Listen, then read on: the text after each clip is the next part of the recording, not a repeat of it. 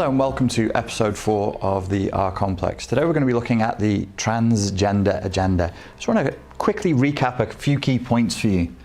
The narcotic mindset, the narcissistic psychopath, the archon, the person who is locked into the R complex reptilian part of the brain, and that's their way of processing reality, is obsessed with power, and they are locked into a violent battle for limited resources. That is just the way they see the world. It's a violent battle for limited resources because they haven't evolved enough to see that that's no longer the reality that we have to contend with, that there's actually abundance here, that we can share, that we can cooperate. They're not into that. So they're into power for its own sake. They're into trying to score narcissistic supply as adulation, as submission, as worship of who they are. And they're very, very, very into conflict. Particularly petty, violent, territorial disputes. Night 4, the East Precinct remains the property of the people. Sources within the department tell me they are actively working on a plan to reclaim their precinct, a feat that may come with contention. Considering, Assistant Chief Deanna Nolette told me she was met with bumping when she stopped by to check on the remaining officers working inside the precinct.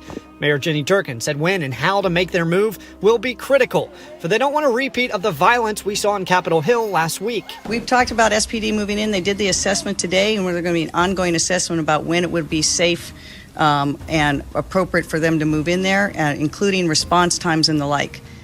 I think that the transgender agenda is an effort to brainwash people into fighting over small pieces of intellectual territory that actually nobody really cares about, but they're being forced to care about.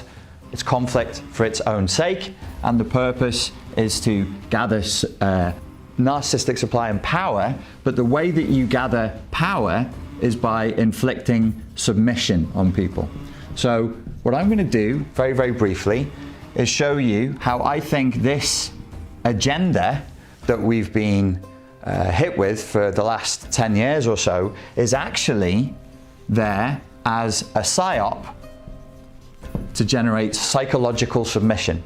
Well, I can't stop her saying whatever she wants to say. At the end of the day, I'm still going to stick to my point of view, is that unfortunately, if you're a transgender woman, you would have spent a fair bit of your life and puberty as a man or as a boy, and you would have the male benefits that would give you, and that makes it an unfair playing field for other women. So I think this is just about sport. I don't think we need to get personal. I'm certainly not a transphobic, but if she wants to say that, as I say, I can't stop her. But I'm here to try and fight for the rights of women, that want to have a level playing field. She will argue, and others who support her will argue, that it isn't giving trans women an unfair advantage, that they have to get their testosterone levels down to a certain amount before they're able to compete, that they have no natural advantage over women. Why do you think they do? Well, I've already just kind of outlined the fact that they go through puberty. If a young boy goes through puberty, he has increased lung capacity, he has higher red blood cell count, he has a different skeletal system, a smaller, narrower pelvis, which helps certainly on a bike. He has muscle memory from the testosterone that's been in his system, and the actual amount that they have to reduce their testosterone still makes it very high compared to the average woman. So what is this thing basically? Well, first of all, let's look at what transgenderism is. If you're talking about gender fluidity, for example, it kind of becomes a bit of a moot point. Nobody really cares. Nobody cared in the 1970s and the 1980s when rock stars and pop stars put on makeup and grew their hair long and were doing whatever they were doing.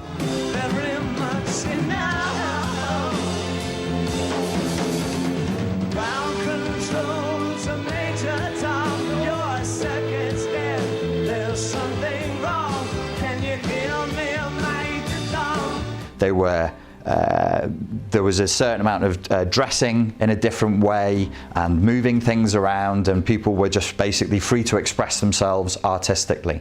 And nobody really cared about that, because if that wasn't your lifestyle and you were just enjoying the music, you could just accept that as entertainment and say, well, that's somebody doing whatever they want to do. Similarly with the idea of gender fluidity, throughout cultures across history, there do seem to be different assignment of roles and different ways of expressing masculinity and femininity across cultures, and we can all, I think, as rational human beings, accept that. What is this thing with femininity and masculinity? And why is this necessary? If there is masculinity and femininity, and they have two separate poles and two separate polarities, then you have dynamism. You have something where there can be a balance and it can meet in the middle. And if there is feminine polarity and masculine polarity, however that is expressed within the gender coordinates of that individual culture, because in some cultures wearing makeup for a man would be considered masculine and whatever. You already know all this stuff.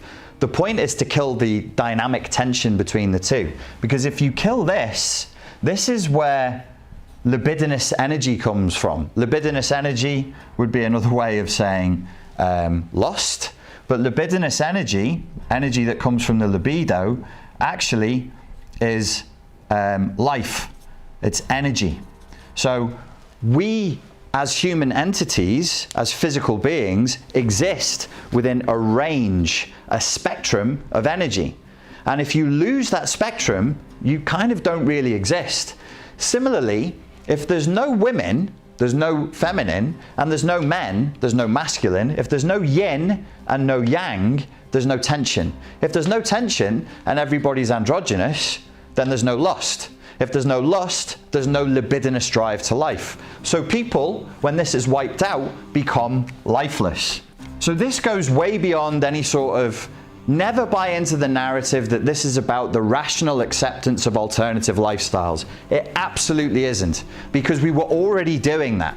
That was already a thing that existed. If it didn't affect you and it didn't affect me, and that's the way somebody wanted to dress, who really cares? We've already done that. So it's not about the rational acceptance of lifestyles. That's false. That's a total lie. And anybody who tells you that that's all that's going on is either deluded or they are lying to you. This is about eradicating polarity. Why? Well, remember I said I'm going to show you how this leads to submission. If you can eradicate polarity and make everybody androgynous, so they're not really a man, they're not really a woman, they're neither masculine nor feminine, they're neither yin nor are they yang, they're not anything. By the way, in ancient medical practice, this is the essence of health. If any of you have watched people doing Tai Chi, and you see them doing the movements, they're expressing yin and yang in the body. The organs have yin elements and yang elements within the self. My psychology, your psychology, has yin and yang elements.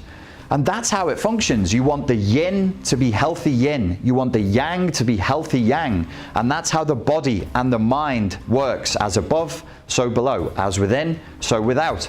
You start collapsing that, you collapse the whole system. What's the end result of collapsing this? Depression. People slide into a depression because there's no dynamism left. There's no without a polarity, there's no dynamic, there's no energy, and you feel nothing. This is a literal clinical depression, which is not sadness, it's not grief, it's an absence of feeling. There's numbness. You've completely collapsed and gone totally numb. So part of this agenda, I think, is to lead people to a state of depression, listlessness, a kind of empty lack of polarity, in a sense, to eradicate sex. Eradicate sexual differences. What did George Orwell say about that? A not very often quoted line from 1984 by O'Brien when he's torturing the protagonist Winston is, "We will abolish sex. We, the party, will abolish the orgasm. We will eradicate love from the world." The party, the narcotic, in this example of 1984, the state, the all-encompassing totalitarian state, wanted to eradicate men and women so there was no lust. That's why in the film, the way that they get caught is because they commit a sex crime. What's the sex crime that they committed? It was two consenting adults, went away from work, found a nice private place and had sex. That was a crime. That's what they were arrested for in 1984. So it's to leave people empty, sexless. Nothing really going on. No lust for life, no passion, no drive whatsoever. Kill the energy, kill the resistance. What do you generate? Submission. What does submission from the masses lead to? More power for you. The second thing that I think it is there to do is to generate shame. This particular permutation of the transgender agenda, the transsexual agenda, where we are being forced, we're being told we have to think that it's a good thing for people, for a man who is born a man to change through surgery into being a woman. And we're told we have to accept that, and not just acceptance is no longer enough. We don't just have to accept it. Now the thumb screw is being turned, and instead you have to openly congratulate people who do it. Let me just remind you of something. There is a big world of difference between accepting gender fluidity, which is doubtless, it's out there, it's across human cultures, whatever, and transsexualism that involves surgery. For me, the boundary with all of this is surgery. Why? This is the kind of thing that if I said outside of this platform, I'd be deplatformed. As somebody who studied psychology for a long time, as somebody who respects human beings for the entity that they are, any client who showed up to any psychologist in the world and said, I don't think these fingers belong on my hand, I want you to cut them off, it would never happen. It would be malpractice for any doctor to do that. You would say that they were delusional, you would say that they had body dysmorphia, you would describe it in multiple psychiatric terms, but no sane doctor would ever say, oh, you don't think your fingers should be there? Oh, sure, I'll cut them off then. It can't happen. It would never happen. It's totally illegal to do that. But because this involves genitals, and as I said in the last episode, we're completely neurotic and repressed about our sexuality, so we make very strange decisions around the subject of sex. Because it involves genitals, we say, yes, okay, that's that person's choice. That's that individual's choice. They want parts of their body cut off. They want parts of their body altered in a process that is dangerous and painful, and there is no research that statistically backs the idea that they're any mentally healthier after the surgery than they were before. It is, in my opinion, total medical malpractice to do surgery on people like that. And it doesn't even make sense to me, because here's another lie that we're being asked to accept. In the transgender agenda, there are multiple lies. It's like being bombarded by a schizophrenic narcissist with delusional, rambling nonsense. There's no masculine and there's no feminine. These are cultural constructs. They don't exist. That's gender fluidity. That's like an element of postmodernism. But at the same time, we need surgery. Why? Because I'm a woman born in a man's body. I thought there was no men and no women. Yes, there is. I'm a woman, and I want to look, talk and dress like a man, and I need to grow a beard, and I need to wear men's clothes. But you're the same people who are saying there's no men and there's no women and it's all a social construct. So why do you care? If you feel like you're a woman born in a man's body, why don't you just live and dress and do whatever you want, which is totally legal in our society. As long as you're not hurting anybody, you are already protected by the law. You can absolutely choose to role play that you're a woman. I could role play as a woman. I can wear makeup. I can wear women's clothes. If anybody attacks me, if anybody won't employ me for it, I'm already protected by law. That's an illegal act that they would have committed against me. So it doesn't even make sense within its own paradigms. It's actually, people who are very into gender fluidity say, there's no such thing as boys preferring violent competitive games and girls preferring dolls. I don't believe that. I think that there is there's clearly a genetic predisposition to these things. But whatever, that's a debate for another day. These people are saying that doesn't exist, and at the same time they're saying both. Men are not men and women are not women, and men are essentially men and women are essentially women. So if I'm a woman born in a man's body, I must change the body. So they're body obsessed. This is the great lie at the center of this whole thing. We are both to simultaneously, it's 1984 again, hold two ideas in your head. The body is meaningless. The body is not the indicator of who you are. Your genitals, they're just meat plumbing. It doesn't matter. There's no such thing as gender. It's all enforced by culture and society and probably the patriarchy for the good of men. This is the way the story usually goes. The next second, they're saying the body is so critically important that I want you to take a scalpel to my genitals. It's insane. And the people who are not involved in this or outside of this are going, oh wow, okay, I don't really understand this, but okay. We're not allowed to just accept it and say, listen, if that's what you want to do, go ahead and do it. We have to congratulate people for making this choice. We're congratulating people who are desperately mentally ill, who need help. They need therapy, not surgery. But wait. It gets better, folks, because now you are asked to accept it and congratulate it in adults. Now you have to accept it in children. Tonight, we're taking a closer look at something that's been getting a lot of attention recently, the subject of being transgender. We've seen adults share their stories on television shows and in magazines, but rarely do we hear from the youngest members of the transgender community. Tonight, our national correspondent Kate Snow is here with one family's very personal story. Kate? Lester, good evening. By some estimates, there are 700,000 adults in the U.S. who are transgender. And while we don't know the exact number of children, increasingly families are going public with what it means to be a transgender kid. And at this point, I have to say, no fucking way. That is evil. Evil, purest evil. We're now convinced, how they've done this I don't know, that you have to accept the idea that some parents decide on behalf of a 7-year-old child, my 7-year-old child doesn't believe he's a boy, he thinks he's a girl. I want hormones for him to alter his puberty, his growing into adolescence, and I want surgery for him. They've not done it yet, but it's on the table. It's a possibility that children will be subjected to this madness of having their genitals removed and altered. So, pediatrician Dr. Michelle Forcier says gender identity is formed very early. It's not a fad or a phase. And I tell parents that even though they may feel or want to believe that. Your 4-year-old probably knew that they were a boy or girl at 3, 4, 5 years old, and that's a normal part of child development. Last spring, the LeMays went to Disney World and let their 4-year-old dress as Prince Charming. Being forced to accept the unacceptable, being forced to congratulate that which deserves zero congratulation. It is a completely fringe activity that occurs in a tiny proportion of the population and, in my opinion, should be completely illegal. It's an exploitation of the mentally ill to charge people for this surgery.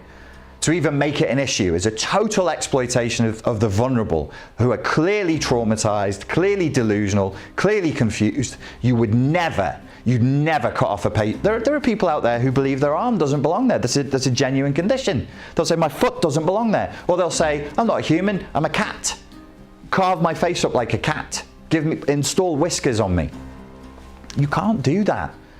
You have to say to the person, okay, you may feel that way, but it's not true. If I show up and say, I think I'm Napoleon Bonaparte, society doesn't mold around me to accommodate my delusion. Society leaves me with professionals who challenge my delusion and hopefully lead me out of it. So not only do we have to accept it, we have to congratulate that which merits zero congratulation. There's nothing brave about this, and I'm sick of hearing how brave these people are. What's brave about that? It is the most narcissistic, self-indulgent, lunatic thing to do with your time and with your money, and anybody who wants to do that is simply ill. I'm not congratulating it. Now it goes to children. We have to accept that children will go under the knife. We have a long history of children who have been shut down and told, no, you can't be a boy, or no, you're not a girl. We know those kids suffer, and there's a host of bad health outcomes and psychiatric outcomes. People who are transgender face a greater risk of anxiety and depression, and according to a 2011 survey, a startling 41% had attempted suicide. So would you tell parents that in some ways it's riskier to wait? Absolutely. In fact, what I say, the biggest harm is to do nothing. Ultimately, Jacob has made that choice in his mind and his heart It's whether or not we accept it or not. Accept it, that's right. And at this point, I say no. Now, this whole agenda is not just to render people impotent and pointless and useless and empty and depressed. It is also to inspire shame in them. They know, this crew, the narcotics, they know full well that this is the gibberish. They know it's absolute gibberish, but they're laughing all the way to the bank because they can force well-meaning, conscientious, decent, educated, probably somewhat left-leaning like myself, middle-class people to do all of this and to feel bad if they don't, through shaming them and guilt-tripping them. That's how non-resilient we are now. We can't even stand one moment of guilt, one moment of shame, one moment of doubt to be able to just say, no, I'm sorry, that's a boundary, that's a line in the sand and you do not cross it. They know that if they force us to tell this lie and to go along with this lie, they know that we will be riddled with shame because they know that we know that we're full of shit. When you're a liar and you know that you're a liar, you know what you stop doing? You stop resisting. You stop fighting. You submit. The conflict is over.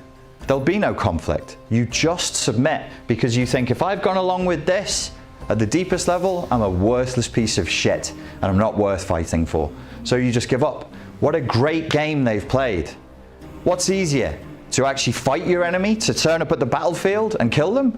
Or to put an idea that spreads like a virus amongst them so they just put their weapons down, lie down and die. You wouldn't even have to fire one shot. It's a very, very clever tactic. It's a tactic that's been developed and used by communists and fascists over the years. Of course, communists and fascists are not, we have this false polarity, the left-right paradigm. It's statism. It's all statism. And the various tactics that come out of that, the various PSYOP propaganda campaigns that come out of that, they all have the same end goal.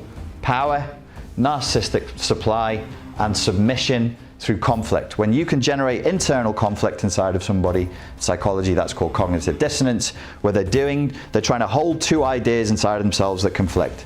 They become overwhelmed with feelings of stress and shame and humiliation, and they frequently go into submission. So that is what I think the transgender agenda is really about. I am in his corner, and I love him.